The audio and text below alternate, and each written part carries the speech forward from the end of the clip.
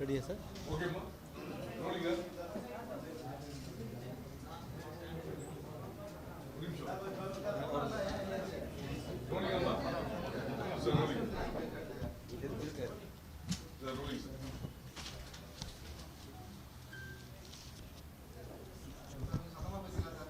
சம்மேளனத்தினுடைய அழைப்பை ஏற்று இங்கு வந்திருக்கும் பத்திரிகையாளர் அனைவருக்கும் ஊடகவியலாளர் அனைவருக்கும் பெப்சியோட சார்பில் எங்களுடைய மாலை வணக்கங்களை தெரிவித்துக் கொள்கிறோம். தமிழ் திரைப்படத்துறையில் அறிவிக்கப்பட்டுள்ள வேலை நிறுத்த முடிவை மறுபரிசீலனை செய்ய வேண்டும் என தமிழ்நாடு திரைப்பட தயாரிப்பாளர் சங்கத்திற்கும் தமிழ் திரைப்பட நடப்பு தயாரிப்பாளர் சங்கத்திற்கும் தமிழக அரசு முன்னின்று பேச்சுவார்த்தை மூலம் குறிப்பிட்ட சங்கங்களுக்குள்ள இடையேயான முரண்பாட்டை களைந்து தமிழ் திரைப்படத்துறை சீராகவும் சிறப்பாகவும் இயங்க வழிவகை செய்ய வேண்டும் என்பதே எங்களுடைய இந்த பத்திரிகையாளர் சந்திப்பின் முக்கிய நோக்கமாகும். பெரும் மதிப்புக்குரிய தமிழக முதல்வர் அவர்களுக்கும் தமிழக அரசிற்கும் தமிழ் திரைப்பட தயாரிப்பாளர் சங்க நிர்வாகிகளுக்கும் செப்டம்பர் 1 முதல் திரைப்பட படப்பிடிப்புகள் உள்ளிட்ட அனைத்து பணிகளும் நிறுத்தப்படும் என்ற அறிவிப்பை மறுபரிசீலனை செய்து சிறப்பான தீர்வு காண வேண்டும் என தமிழ் திரைப்பட தயாரிப்பாளர் சங்கங்களுக்கும் குறிப்பிட்ட நிர்வாகிகளுக்கும் எங்களுடைய பணிவான வேண்டுகோளை தெரிவித்துக் கொள்கிறோம். தமிழ் திரைப்பட தயாரிப்பாளர்கள் தற்போது எதிர்கொண்டு வரும் நிதி நெருக்கடிகள் மற்றும் பல்வேறு சிரமங்களை திரைப்பட தொழிலாளர்களின் அமைப்பான பெப்சி நன்கு உணர்ந்து வருகிறது. தயாரிப்பாளர்களின் நியாயமான கோரிக்கைகளுக்கும் பிரச்சனைகளுக்கும் உரிய தீர்வு கிடைக்க வேண்டும் என்பதில் எங்களுக்கு எப்போதும் மாற்று கருத்து இருந்ததில்லை. சமீபத்தில் திரையரங்க உரிமையாளர்களுடன் ஏற்பட்டுள்ள கருத்து வேறுபாட்டை தீர்ப்பதற்காக வரும் செப்டம்பர் 1ஆம் தேதி முதல் திரைப்படங்களை வெளியிட மாட்டோம் என்று அறிவித்த தமிழ் திரைப்பட தயாரிப்பாளர் சங்கம் மற்றும் தமிழ் திரைப்பட நடப்பு தயாரிப்பாளர் சங்கம் படப்பிடிப்புகள் உள்ளிட்ட அனைத்து திரைப்பட பணிகளையும் செப்டம்பர் மாதம் 1ஆம் தேதி முதல் நிறுத்தப் போவதாக அறிவித்துள்ளது எங்களுக்கு மிகப்பெரிய அதிர்ச்சியை தந்திருக்கிறது. திரைப்பட படப்பிடிப்புகள் மற்றும் பணிகள் நிறுத்தப்படும் போது அதன் நேரடி பாதிப்பு தயாரிப்பாளர்களுக்கு மட்டுமல்ல, தினசரி வேலைவாய்ப்பை நம்பி வாழும் ஆயிரக்கணக்கான திரைப்பட தொழிலாளர்களுக்கும் மிகப்பெரிய பிரச்சனை ஏற்படுத்துகிறது. கடந்த காலத்தில் திரையுலகில் பிரச்சனைகளை தீர்ப்பதற்காக படப்பிடிப்புகள் மற்றும் திரைப்பட பணிகள் நிறுத்தப்பட்டதின் பின்விளைவுகள் என்னவாக இருந்தது என்பதை இங்கே எடுத்து சொல்ல வேண்டியது அவசியம் என்று நாங்கள் நினைக்கின்றோம். குறிப்பாக 2023ஆம் ஆண்டு திரு விஷால் அவர்கள் தலைவராக இருந்த காலகட்டத்தில் சுமார் 45 நாள் முதல் 50 நாட்கள் வரை படப்பிடிப்புகள் உள்ளிட்ட அனைத்து திரைப்பட பணிகளும் நிறுத்தப்பட்டன. அப்போது தயாரிப்பாளர் சங்கம், திரையரங்க உரிமையாளர் சங்கம் மற்றும் தொழிலாளர் அமைப்புகள் ஆகியவற்றுக்கு இடையே அரசின் முன்னிலையில் முத்தரப்பு பேச்சுவார்த்தைகளும் நடைபெற்றது. அதன் மூலம் பல முக்கியமான முடிவுகளும் எடுக்கப்பட்டன.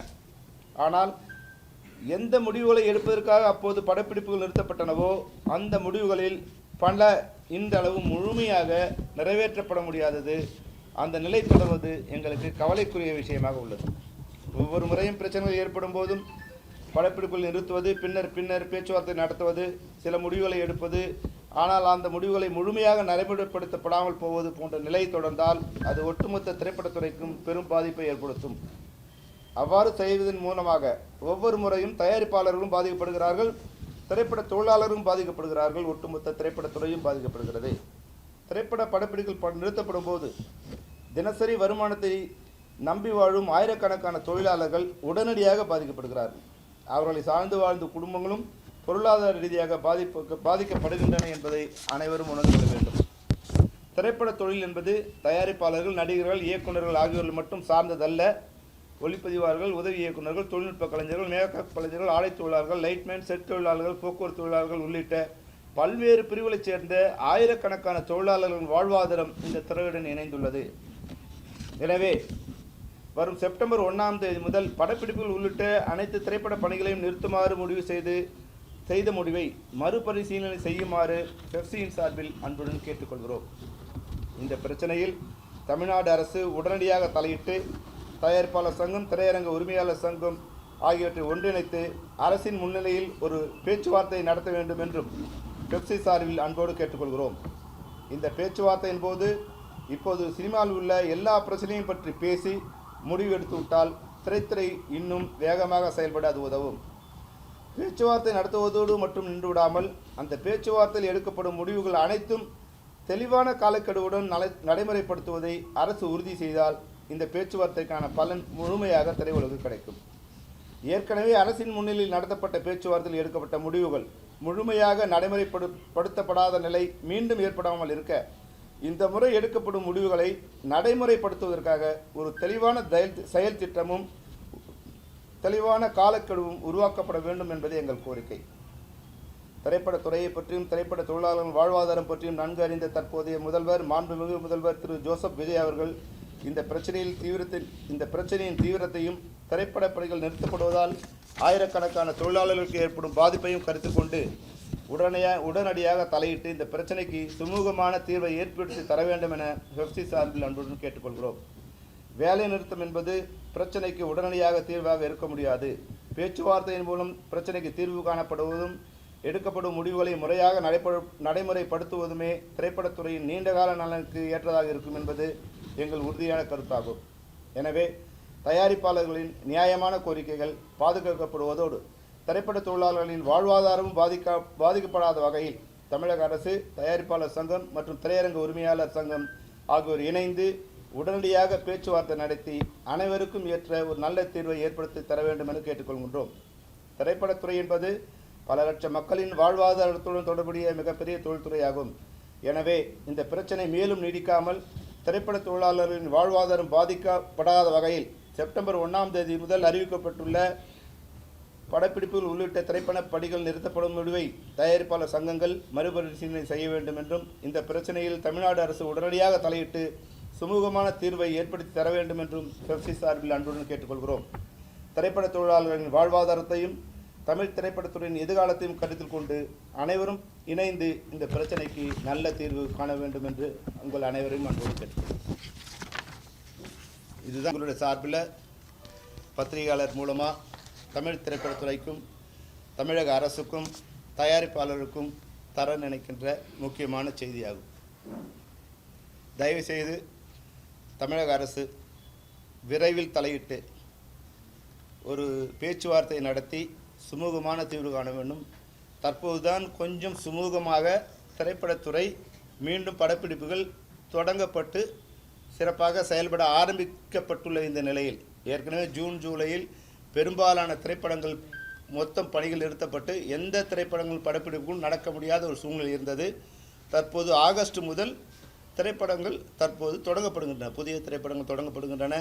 தற்போது கூட பல்வேறு திரைப்படங்களின் படப்பிடிப்புகள் வெளியூர்களுக்கு செல்வதற்காக தயார் செய்து கொண்டிருக்கிறார்கள். சில ஆர்ட் டைரக்டர்கள் செட்டுகளை போடுவதற்காக பணிகளை தொடங்கி கொண்டிருக்கிறார்கள். அனைவருக்குமே இப்போது இதையெல்லாம் தொடங்கலாமா அல்லது ஆரம்பிக்கலாமா, வெளியூர் போகலாமா என்பது மிகப்பெரிய குழப்பத்தை ஏற்படுத்தியிருக்கிறது.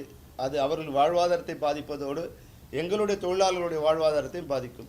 அது மட்டுமல்ல, திரைப்பட தயாரிப்பாளர் கூட தற்போது படப்பிடிப்புகள் ரத்து செய்யப்பட்டால் அதற்கான கால் ஷீட்டுகளை மறுபடியும் நடிகர்களிருந்து பெற்று மறுபடியும் ஆர்கனைஸ் செய்வது என்பது மிகவும் சிரமமான கஷ்டமான காரியம். எனவே தயவு செய்து இந்த படப்பிடிப்புகளை நிறுத்துவது என்ற முடிவை மறுபரிசீலனை செய்து அதற்குள் சம்பந்தப்பட்ட திரையரங்க உரிமையாளர்களோடு பேச்சுவார்த்தை நடத்தி தமிழக அரசின் மூலம் இந்த பேச்சுவார்த்தை நடத்தப்பட்டு உரிய தீர்வு ஆண்டாண்டு வரும்போதெல்லாம் இந்த பிரச்சனை வராமல் நெடுங்காலத்துக்கு இதுபோன்ற பிரச்சனைகள் ஏற்படாத வண்ணம் தமிழக அரசு இதற்கான ஒரு நல்ல முடிவை எடுத்து தர வேண்டும் என்பதே எங்களுடைய கோரிக்கையாகும். இதை நிறைவேற்றி தருமாறு மாண்புமிகு முதல்வர் திரு ஜோசப் விஜய் அவர்களை சம்மேளனத்தின் சார்பில் மன்றாடி கேட்டுக்கொள்கிறோம்.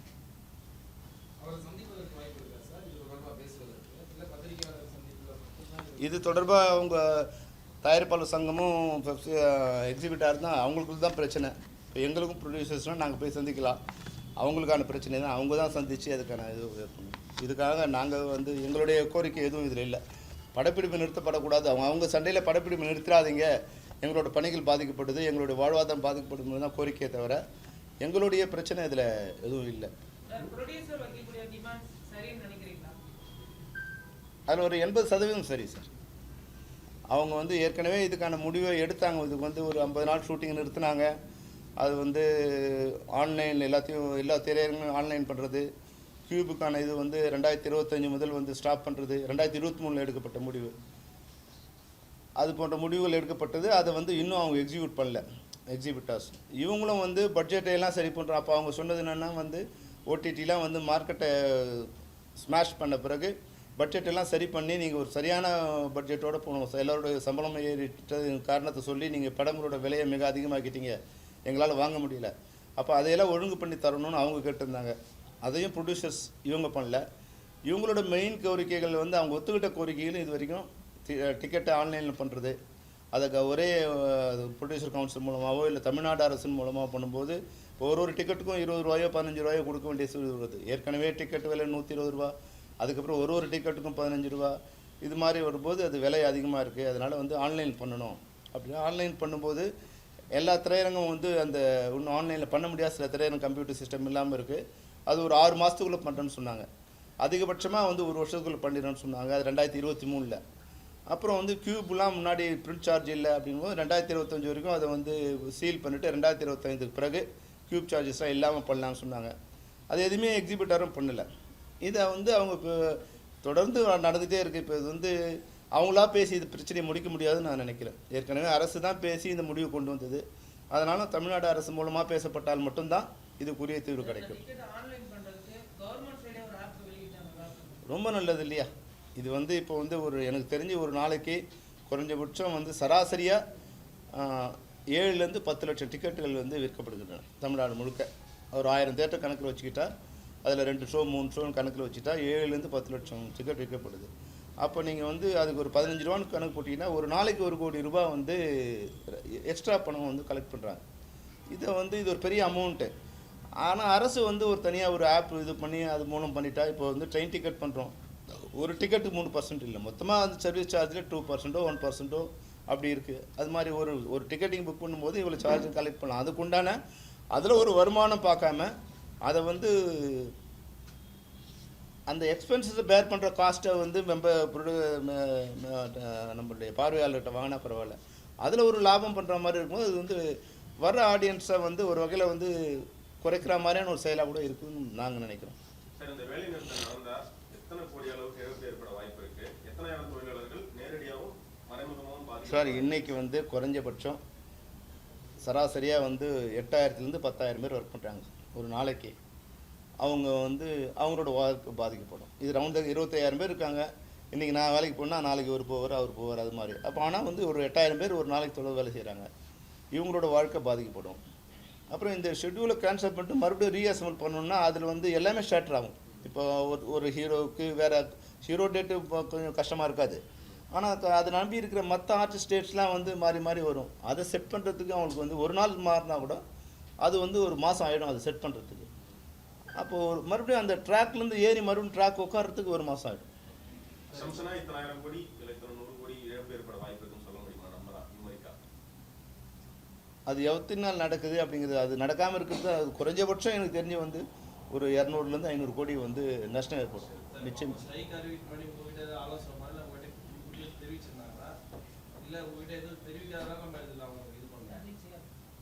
எங்ககிட்ட பேசினாங்க இது போல் வந்து ஏற்கனவே இது வந்து 3 மாதமாக நடந்துக்கிட்டு இருக்கு. 8 வாரம் அவங்க வந்து 8 வாரத்தில் ரிலீஸ் பண்ணணும் அப்படின்னு அவங்க கேட்குறாங்க. ஏற்கனவே 4 வாரத்தில் ரிலீஸ் பண்ணாவே வாங்க மாட்டேங்கிறாங்க. அதனால் 8 வாரம் பண்ணல. அப்புறம் சவுத் இந்தியா முழுக்க பணம் இருக்கிற சிஸ்டத்தை ஃபாலோ பண்ணலாம். அப்போ அது மாதிரி வந்தால் என்ன பண்ணலாம் அப்படிலாம் பேசணும். ஆனால் திடீர்னு வந்து அவங்க வந்து செப்டம்பர் 1ஆம் தேதி முதல் லெட்டர் கொடுத்தா தான் படம் ரிலீஸ் பண்ணுவோன்னு அவங்க சொல்கிறதும், அப்படி லெட்ரு கேட்டால் தான் படம் ரிலீஸ் பண்ணுவோன்னா நாங்கள் வந்து கால் ஃபார் பண்ண போகிறோம் அப்படிங்கிறதும் ஸ்பாட்டில் ஏற்பட்ட ஒரே நாளில் நடந்த நிகழ்ச்சி. அதனால் அந்த நிகழ்ச்சி நடக்கும்போது அவங்க தெரிவித்தாங்க தவிர அப்போ நம்ம யாரும் இல்லை, நானும் ஊரில் இல்லை. அதனால் வந்து அந்த நிகழ்ச்சி எங்களுக்கு தெரிவித்தாங்க.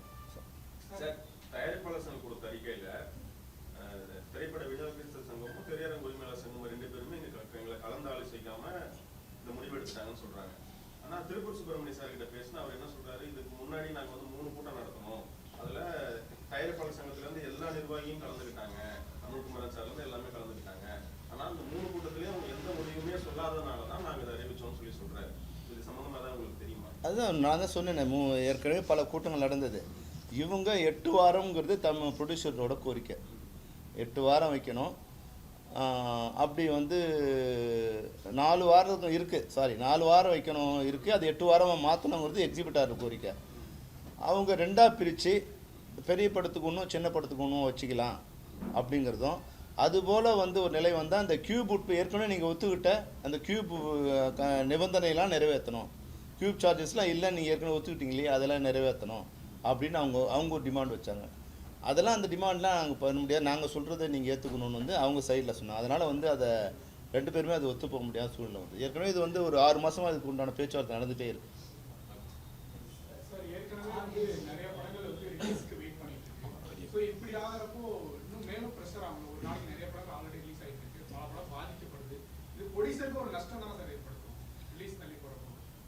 நிச்சயமாக நஷ்டம் ஏற்படுத்தும். இப்போ என்னென்னா வந்து இப்போ செப்டம்பர் மாதம் படம் ரிலீஸ் பண்ணலைன்னா ஒரு 20 தயாரிப்பாளர் பாதிக்கப்படுவாங்க. ஆனால் செப்டம்பர் மாதம் லெட்டர் கொடுத்தா தான் படம் ரிலீஸ் பண்ணலைன்னா அப்படின்னு ஒரு சிஸ்டம் வந்தால் 200 தயாரிப்பாளர் பாதிக்கப்படுவாங்க. அதனால் இப்போ பாதிப்பு எல்லாருக்கும் இல்லாமல் வந்து ஒரு இந்த செப்டம்பர் ரிலீஸ் பண்ணுறவங்க மட்டும் ஒரு பாதிப்பு இருந்தால் பரவாயில்ல, இண்டஸ்ட்ரியை காப்பாற்றப்பட்டால் பரவாயில்லன்னு அவங்க ஒரு முடிவு எடுக்கலாம். அது நம்ம ஏன் அப்படி எடுத்துன்னு கேட்க முடியாது. அவங்களுக்கு நிச்சயமாக பாதிப்பு இருக்கும், எங்களுக்கும் பாதிப்பு இருக்குது. அந்த நாங்கள் மொத்தமாக பாதிக்கும் போது உங்கள் பாதிப்பு அவங்களுக்கு 100 ரூபாயில் பாதிப்புனா எங்களுக்கு வந்து அதில் அவங்க தர 10 ரூபா எங்களுக்கு பாதிப்பு. ஆனால் அவங்க 100 ரூபாயுமே வந்து எங்கள் வாழ்க்கையே பாதிக்கப்படும் போது உங்களோட பிரச்சனை பெருசாக பேசுகிறீங்கன்னு அவங்க சொல்லலாம். அதனால் வந்து நிச்சயமாக இது அனௌன்ஸ் பண்ணால் அந்த செப்டம்பர் மாதத்தில் ரிலீஸ் பண்ணலான்னு வச்சுட்டு இருக்காங்க இல்லையா, அந்த ப்ரொடியூசர் டெஃபினட்டாக வந்து பாதிக்கப்படும். முன்னாடி மாதிரி ஆடியன்ஸ் வந்து உள்ளுக்குள்ள போகிறதுக்கு வந்து லைக் பண்ண மாட்டேங்கிறாங்க. ஒரு சில ஸ்டார் வேல்யூவான ஒரு சில மூவி மட்டும் தான் பார்க்குறாங்க.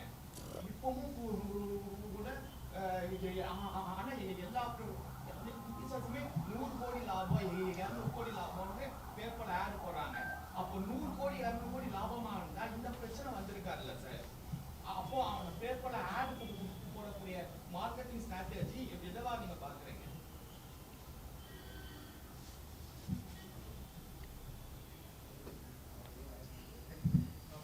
இது வந்து எப்படி சொல்கிறதுன்னா சார், உலக மக்களின் ஆதரவு பெற்ற அப்படின்னு ஒன்று போடுறோம். உலக மக்கள் என்னோட ஆதரவு இருக்கான்னு யாராவது கேட்டோமா? ஒரு சினிமா துறையே வந்து ஒரு கற்பனையான துறையே. அதில் சில நேரங்களில் வந்து இது போன்ற அறிவிப்புகள் வர்றது வந்து அதில் உண்மையும் இருக்கலாம், இல்லை வந்து கற்பனையும் இருக்கலாம், இல்லை மிகைப்படுத்தலும் இருக்கலாம். இது வந்து இன்கம் டேக்ஸ் கிடையாது இல்லையா? இன்கம் டேக்ஸில் தான் கரெக்டான கணக்கு கொடுக்கணும். விளம்பரத்தில் சில நேரங்களில் வந்து உலக அழகின்னு ஒருத்தர் சொல்லுவோம். உலக அழகி யார் சொல்கிறது? உலக அழகின்னு 10 பேர் சேர்த்து எடுத்தால் உலக அழகின்னு ஆகிடுமா? உலகத்தில் இருக்க எல்லோரும் சேர்ந்து எடுத்தால் தான் உலக அழகி. அது மாதிரி சில நேரங்களில் வந்து நீங்கள் இப்படி தான் வரும். அப்போ வந்து 100 கோடி ஆகிடுச்சுன்னா வந்து ஒரு பம்பர் இது கிரியேட். அதுதான் வந்து என்ன பண்ணுறாங்கன்னா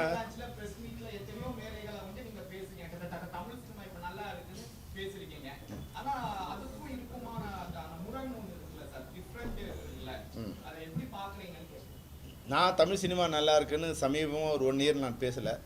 தமிழ் சினிமா ரொம்ப சிரமமான நிலை இருக்குது, தயாரிப்பாளர் ரொம்ப சிரமப்படுத்த நிலையில் இருக்காங்க தான் நான் சொல்லியிருக்கேன் இது வரைக்கும். ஆனால் வந்து சில தயாரிப்பு நிறுவனங்கள் விளம்பரப்படுத்தும் போது மிகைப்படுத்தலோடு விளம்பரப்படுத்தியிருக்கலாம். எனக்கு தெரிஞ்சு இந்த வருடத்தில் இது வரைக்கும் இப்போ வந்து ஆகஸ்ட் முடிய போகுது, இந்த 8 மாதத்தில் 3 திரைப்படங்கள் தான் லாபத்தை ஈட்டி இருக்கின்ற. அதுதான் உண்மை. மீதி பேர்லாம் அந்த 3 பேர் யாரும் உங்களுக்கு தெரியும். மீதி பேர் யார் சொன்னாலும் அது வந்து கற்பனை, மிகைப்படுத்தப்பட்ட உண்மை. அதில் வந்து உண்மை இல்லை. நீங்கள் தனிப்பட்ட முறையில் தயாரிப்பாளர் சங்கத்துக்கிட்ட பேசுறதுக்கு ஏதாவது ட்ரை பண்ணீங்களா? நான் பேசினேன். அவங்க சொல்கிறாங்க வந்து இதுதான் சொன்னாங்க, எங்களுக்கு ரொம்ப சிரமமாக இருக்குது. இப்போ வந்து ப்ரொடக்ஷன் காஸ்ட்டும் இன்க்ரீஸ் ஆகிடுச்சு, அங்கே செலவு அதிகமாகிடுச்சு, வரவே இல்லாமல் ஒரு சூழ்நிலை ஆகிடுது. இப்போ 4 வாரத்துக்குள்ளேருந்து 8 வாரம்னா நாங்கள் விற்கிற ஓடிடியும் விற்க மாட்டோம். இப்போ தயாரிப்பாளர்கிட்ட வந்து முன்னாடி எக்ஸிபிட்டார் வந்து படத்தை என்கிட்ட வாங்கினாங்க. அப்போ அவங்களுக்கு வந்து அந்த படம் ஓடலைன்னா அதுக்குள்ளே நாங்கள் ஓடிடி ரிலீஸ் பண்ணிவிட்டு அவங்களோட வருமானம் பாதிக்கப்படும். இப்போ அவங்களுக்கு எந்த முதலீடும் அவங்களுக்கு கிடையாது. 100% முதலீடு என்னோடது. நீங்கள் ஓட்டுறீங்க, ஓட்டுனா வரப்போகிற இப்போ வருமானத்தை என்கிட்ட கொடுக்க போகிறீங்க. நான் ஓடிடியில் போட்டால் வர நஷ்டம் எனக்கு தான், உங்களுக்கு கிடையாது இல்லை. நீங்கள் ஒரு 100 ரூபா கொடுத்து என் பணத்தை வாங்கிட்டு இருந்தீங்கன்னா உங்களுக்கு நஷ்டம் வரப்போகுது. உங்களுக்கு எந்த விதத்தில் உங்களுக்கு பாதிக்குது? என்னோட படம் நான் ஓடிடியில் போடும்போது அதுலையாவது கொஞ்சம் வருமானம் எனக்கு வரட்டும்னு நான் நினைக்கிறேன். திரையரங்குக்கு ஆட்கள் வரமாட்டேங்கிறாங்க அப்படின்னு சொல்றாங்க. அப்போ நீங்கள் கொஞ்சம் அதுக்குண்டான இது எடுத்துக்கணும் இல்லையா? இப்போது இதே சிஸ்டம் வந்து இப்போ ஹாலிவுட்டில் இருக்குது. அவங்க எப்படி பிரிச்சிருக்காங்கன்னா, தியேட்டர் வந்து எக்ஸிபிஷனில் 40% 100 rupees அதனோட காஸ்ட் ஆஃப் ப்ரொடக்ஷன் வச்சுங்க. அதில் 40% வந்து தியேட்டர் எக்ஸிபிஷன், 30% வந்து ஓடிடியிலேருந்து 30%, மீதி 30% satellite and digital other source of இன் அப்படி பிரிச்சுக்கிட்டாங்க. அப்போ 40% எவ்வளோ நாள் கலெக்ட் பண்ணோம் அப்படின்னு அவங்க கனெக்ட் பண்ணி அது வரைக்கும் நீங்கள் வந்து எக்ஸ்ப்ளாய்ட் பண்ணுங்கள். அதுக்கப்புறமா ஓடிடியில் வந்து அவங்க இது ரிலீஸ் பண்ணுவாங்க. அதுக்கப்புறமா டிஜிட்டலில் ரிலீஸ் பண்ணுவாங்க. ஸோ அவங்களுக்குள்ள ஒரு சிஸ்டம் இருக்குது. அவங்க அந்த 100 rupeesல 40% ஆஃப் காஸ்ட் ஆஃப் ப்ரொடக்ஷன் அவங்க ஏற்றுக்கிறாங்க. அப்போ தே ஹேவ் த ரைட். நான் வந்து இந்த உங்களோட இதுலேருந்து 40% நான் எடுத்துக்கிட்டேன், அதனால் அதுக்கு முன்னாடி நீங்கள் ரிலீஸ் பண்ணாதீங்கன்னு. இப்போ இருக்கிற டிஸ்ட்ரிபியூட்டர்ஸ் வந்து 1% கூட வந்து இதனோட இது அவங்க எடுத்துக்கல. 1% அவங்க எடுத்துக்கல. அப்போ வந்து அவங்க அது அவங்க தியேட்டர் போட்டிருக்காங்கன்னா அதுக்குண்டான பொறுப்பு அவங்களுக்கு இருக்குன்னா, படம் ஓடணுன்னா அதுக்குண்டான செலவு அவங்க ஈடுகட்டணும் இல்லையா? 40% அவங்க அதில் ஏற்றுக்கணும் இல்லையா? அப்போ நீ செலவில் உன்னோட கடமையில் எதுவுமே செய்யாமல் உரிமையை எதிர்பார்க்குற மாதிரி என் படம் நான் உங்கள்கிட்ட கொடுக்குறேன், நீங்கள் ஓட்டுனீங்க, நான் தியேட்டருக்கு முடிஞ்சு நான் ஓடிடி கொடுக்குறேன். இப்போ உங்களுக்கு என்ன கஷ்டம்னு கேட்குறாரு ப்ரொடியூசர். உங்களுக்கு என்ன கஷ்டம்? உங்களோட ஏதாவது உங்கள் நஷ்டமா? நீங்கள் இன்வெஸ்ட் பண்ணீங்களா?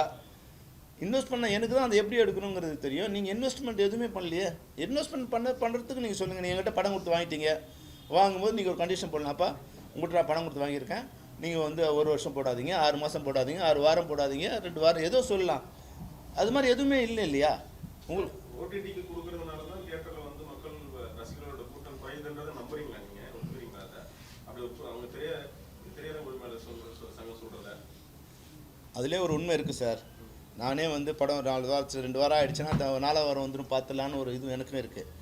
ஏன்னா நான் திரையரங்கத்துக்கு போகுதுன்னா முன்னாடி வந்து திரையரங்கத்துக்குள் வந்து தின்பண்டங்கள் உள்ளே அனுமதிக்கப்பட மாட்டாதுங்கிற சிஸ்டத்தோடு திரையரங்கம் ஓடிட்டுது. அது வரைக்கும் திரையரங்கமாக இருந்தது. இன்றைக்கி திரையரங்கில் வந்து நட்சத்திர ரெஸ்டாரண்ட் ஆகிடுச்சு. அவங்களுடைய உணவு பண்டங்களை விற்பதற்கான ஒரு கூடமாக அந்த திரையரங்களை பயன்படுத்துகிறாங்க. அப்போ வந்து அதுக்கு ஒரு படத்தை ஓட்டிகிட்ருக்காங்க. இவங்க டிஃபன் விற்கிறதுக்கு ஒரு இதுவை வந்து படம் ஓட்டிகிட்ருக்காங்களே தவிர படத்தை ஓட்டுறதுக்கு உண்டான இது இல்லை. இப்போ போய் பாருங்கள், பக்கத்தில் தியேட்டரில் கல்யாண் ஜுவல்லரி ஆட் இருக்குது, ஜுவல்லரி ஆட் இருக்குது, ஹோட்டல் ஆட் இருக்குது. முன்னாடிலாம் வந்து ஒரு தியேட்டர்லாம் எந்தெந்த படம் வரப்போகுது, அடுத்த படம் எந்த படம் வரப்போகுதுங்கிற விளம்பரம் இருக்கும். அந்த விளம்பரத்தை கூட நீங்கள் உங்கள் திரைப்படம் ஓடுறதுக்கான விளம்பரத்தை கூட நீங்கள் கொடுக்க மாட்டேங்கிறீங்க. தியேட்டரில் வந்து எங்களோட ஃபோட்டோ கார்டு இருக்கும், அடுத்த படம் என்ன வரப்போகுது. நாங்கள் அந்த 6 ஃபோட்டோ கார்டு வச்சுருந்தாங்கன்னா 6 ஃபோட்டோ கார்டை பார்த்து நாங்கள் ஒரு கதை பண்ணி யோசிச்சுட்ருப்போம் ஆடியன்ஸு. இப்போ அது மாதிரி எதுவும் வச்சுக்கிறீங்களா? இந்த தியேட்டரில் என் படம் வரப்போகுதுன்னா என்னோட படத்தோட ட்ரெய்லர் இதில் ஓடும். இப்போ அது நீங்கள் போட்டு தயாராக இருக்கீங்க. உங்கள் தியேட்டர் வர படத்துக்கு நீங்கள் ட்ரெய்லர் கூட போட மாட்டேங்கிறீங்க. எப்படி ஆடியன்ஸுக்கு தெரியும்? இப்போ போஸ்ட் ஓட்டக்கூடாதுன்னு தமிழ்நாடு வந்து அரசு வந்து தடை விதிச்சிருச்சு, போஸ்ட் ஓட்ட முடியல. இப்போ வந்து சேட்டலைட்டில் எங்களால் விளம்பரம் பண்ண முடியல. உங்கள் திரையரங்கத்தில் நீங்கள் போட போகிற படத்தை கூட நீங்கள் வந்து உங்களால் போட முடியல. அதில் க்யூப்பில் போய் நின்று நாங்கள் அவங்ககிட்ட யார் க்யூப் இதில்? அவங்க வந்து ஒரு படத்தை ரிலீஸ் பண்ணுறதுக்கு ஒரு சாதனமாக இருக்காங்க தவிர அவங்க உரிமையாளர்களாகி அவங்ககிட்ட போய் அவங்க அடமானம் வச்சுட்டு உங்கள் படத்தை உங்கள் திரையரங்கில் ரிலீஸ் ஆகிற படத்தை கூட உங்களால் போட்டு தர முடியல. அப்போ ஆடியன்ஸ் எப்படி தெரியும்? ஆடியன்ஸ் இந்த படம் எப்படி வருதுன்னு தெரியும்? எந்த விளம்பரமும் நீங்கள் பண்ண மாட்டீங்க. எந்த ஷோ எந்த தேட்டரில் ஓடுதுன்னு ஆடியன்ஸ் தெரியாது. எந்த ஷோவுக்கு வருவாங்க படம் பார்க்க? வரும்போது எங்களுக்கு இப்போது புளியை பார்த்து பூனை சூடு போட்டுக்கிட்ட மாதிரி பெரிய திரையரங்களை பார்த்து சின்ன திரையரங்களை கூட அதே மாதிரி சிஸ்டத்தை ஃபாலோ பண்ணுறாங்க. இப்போ நான் முன்னாடி வந்து ஒரு 50 ரூபாய்க்கு படம் பார்க்க முடியுங்கிற நிலைமை இருந்தால் பரவாயில்ல. இப்போ 50 ரூபாய்க்கு படம் பார்க்கறதுக்கு உண்டான திரையரங்கமே எங்கேயுமே இல்லையே. எல்லாமே வந்து நான் குடும்பத்தோடு போகிற போனால் ஒரு 1000 ரூபா குறைஞ்சபட்சம் செலவு பண்ணணும். 1000 ரூபா செலவு பண்ணக்கூடிய அளவுக்கு, சினிமாவுக்கு செலவு பண்ணக்கூடிய அளவுக்கு இன்றைக்கி வந்து தமிழக மக்கள் இல்லை. நீங்க சொன்னீங்கல்ல, இந்த 8 மாசத்துல 3 படம் தான் ஓடி இருக்கு அப்படின்னு. நல்ல ஒரு குவாலிட்டியான ஃபிலிமை கொடுக்க வேண்டிய ஒரு ப்ரொடியூசர் நியாயமான பொதுமக்களோட நேரத்தையும் பணத்தையும் செலவழிச்சு தான் வந்து தேட்டரில் உட்கார்றாங்க. தரமான படத்தை கொடுக்கறத விட்டுவிட்டு இது போன்ற கோரிக்கைகளை வச்சு என்ன பிரயோஜனம் இருக்கு அப்படிங்கிற ஒரு கேள்வியும் இருக்கு. ஏன்னா நல்ல படம் கொடுத்தா பொதுமக்களே தியேட்டர் நோக்கி வரப்போறாங்க. எதுக்கு? ஏன்னா இப்போ லாஸ்டா ஜனநாயகம் படத்துக்கு தான் வந்துட்டு அதிக கூட்டம் வந்துச்சு. அதற்கு பிறகு எந்த ஒரு படத்திற்கும் அந்த அளவுக்கு கூட்டம் கொண்ட மாதிரி தெரியும். நான் நல்ல படங்கள் ஒரு 6 படங்கள் உங்களுக்கு சொல்கிறேன். அந்த படங்களை எந்த மக்கள் பார்த்தாலும் சொல்லுங்கள். ஏன்னா மற்ற படம் நல்ல படங்கள் இல்லாத மாதிரி ஆகிடும். இப்போ நல்ல படங்கள் ஜனங்க, ஏன்னா ஆடியன்ஸ் வந்து ஒரு குறிப்பிட்ட ஆடியன்ஸ் தான் இப்போ படம் பார்க்க வராங்க. அவங்களுக்கு எது மாதிரியான படங்கள் விருப்பப்படுறாங்க அப்படிங்குது. யூத்தும் இல்லை ஒரு மாதிரி வந்து ஒரு ஃபன்னாக பண்ணுற நினைக்கிறவங்க தான் இன்றைக்கி தேட்டருக்கு போகிறாங்க. அவங்களுக்கு கொண்டு போய் நீங்கள் இப்போ சம்சார மின்சாரம் படம் போட்டிங்கன்னா அவங்க பார்க்க தயாராக இருக்க மாட்டாங்க. அவங்களுக்கு வேறு மாதிரி படங்கள் தேவைப்படுது, ஒரு ஃபாஸ்ட்டான படம் தேவைப்படுது. அதில் போய் நீங்கள் எமோஷனலோ ஃபேமிலியோ கல்ச்சரோ அறிவுரையோ சொன்னால் அதெல்லாம் பார்க்க தயாராக இல்லை. அப்போ அது மாதிரி படங்களை எடுத்து தேட்டரில் ஆன்லைன் வராத எடுத்து என்ன படம் பண்ண சொன்னால் நீங்கள் இப்போ நீங்கள் ரெடின்னு சொல்லுங்கள். 100 நல்ல திரைப்படங்கள் இப்போ நான் கொண்டு வந்து கொடுக்குறேன் உங்கள்கிட்ட. இங்கேயே நான் இப்போ வந்து 100 திரைப்படங்கள் உங்கள்கிட்ட கொடுக்குறேங்க. நீங்கள் பாருங்கள், நல்ல எங்ககிட்ட இப்போ வந்து ஒரு 400 திரைப்படங்கள் ரெடியாக இருக்குது. அதில் எனக்கு தெரிஞ்ச ஒரு 100 திரைப்படங்கள் மிக சிறந்த திரைப்படங்கள் இருக்குது. ஆனால் அதுக்கு திரையரங்களும் இல்லை, திரையரங்கில் போட்ட ஆடியன்ஸும் இல்லை. புரியுதுங்களா? அப்போது நல்ல திரைப்படங்கள் வந்து நீங்கள் வரவேற்பு கொடுத்தா தானே வந்து எந்த மாதிரி படங்கள் ஓடுதுன்னு பார்ப்பாங்க, அது மாதிரி படங்கள் எடுப்பாங்க. அது வந்து இது அவங்க எங்களை குறை சொல்கிறதும் நாங்கள் அவங்களை குறை சொல்கிறதுமா போயிட்டே இருக்கோம். நல்ல படங்கள் கொடுத்தா நீங்கள் பார்க்கல, அதனால் நீங்கள் பார்க்குற மாதிரி நல்ல படங்கள் கொடுக்குன்னு நாங்கள் சொல்லுவோம். அவங்க நல்ல படங்களே வரல, அதனால் நாங்கள் பார்க்கலாம் அவங்க சொல்லுவாங்க. அதனால் இது வந்து காலம்தான் மொழி சொல்லும். எங்களை பொறுத்த வரைக்கும் நல்ல படங்கள் எடுக்கணும் நாங்கள் நினைக்கிறோம். புரியுதுங்களா? ஆனால் ஓடுற படங்களாக எடுக்கணும்னு வந்து அது வியாபாரம் ஆகும்போது இந்த படம் இது சரியாக இருக்காது, இது மாதிரி படம் எடுத்தால் ஓடும், அப்போ இது மாதிரி படம் எடுங்கன்னு வந்து ப்ரொடியூஸ் சொல்லுவாங்க, இல்லை வந்து டிஸ்ட்ரிபியூட்டர் சொல்லுவாங்க, இல்லை யார் இன்வெஸ்டர் அவங்க சொல்லுவாங்க. எனக்கு விருப்பம் இருக்கோ இல்லையோ அது சிலது நான் அது அப்படி கலக்கணும். அந்த படம் முடிவில் வரும்போது அதுவும் இல்லாமல் இதுவும் இல்லாமல் வரும்.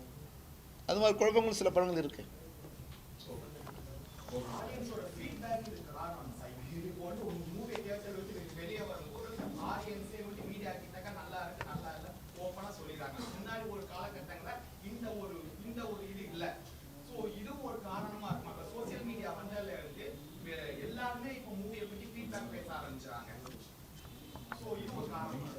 இருக்கலாம். முன்னாடி வந்து படங்கள் வந்து அதுதான் இல்லை, முன்னாடி அப்படி இருக்கும் சார். முன்னாடி கூட வெளியே ஆடியன்ஸ் வரும்போது டேய் படம் போகாதரான்னு சொல்லுவான். ஆனாலும் வந்து அதை நம்பி படம் போகிறதும் இல்லை. அதில் ஒரு 10% 20% வந்து இது இருந்தது. ஆனால் இன்றைக்கி என்னென்னா வந்து நீங்கள் உள்ள டைட்டில் போடும்போதே நீ வெளியே மெசேஜ் அனுப்பிச்சிடுறியா படம் மொக்கான்னு அனுப்பிச்சோடனே அவன் கிளம்பும்போது. ஏன்னா அவங்களுடைய இன்வெஸ்ட்மெண்ட் அதிகமாக இருக்குது. 1000 ரூபா இன்வெஸ்ட் பண்ணணும், இதுக்குலாம் நல்லா இல்லாத பொறுத்து 1000 ரூபா இன்வெஸ்ட் பண்ணணும். எல்லோரும் நல்லா இருக்குன்னு சொல்லட்டும் அப்புறம் போகலான்னு நினைப்பாங்க. அப்போ இந்த சோஷியல் மீடியா பப்ளிசிட்டி இருக்கு இல்லையா, அது நல்ல படங்களுக்கு நான் ஓட வைக்கிறத விட ஓட வைக்காமல் இருக்கிறதுக்கு தான் சோஷியல் மீடியா இது பயன்படுது. அது நீங்கள் நல்ல படம்னு சொன்னால் மட்டும் ஓடிடுன்னு சொல்லுங்கள். இப்போ அவர் இருக்கார், அவர் நல்ல படம் நல்லா இருக்குன்னு ஒரு படத்தை சொல்லுங்கள், படம் ஓடிடுமான்னு சொல்லுங்கள். அதுக்கெலாம் சொன்னா நான் நல்லா இருக்கேன்னு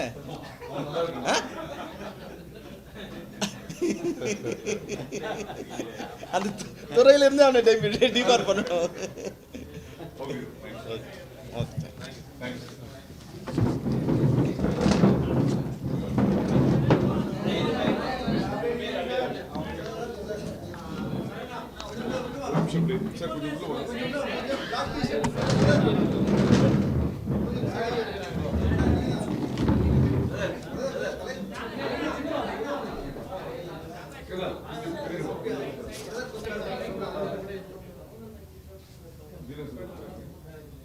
Didn't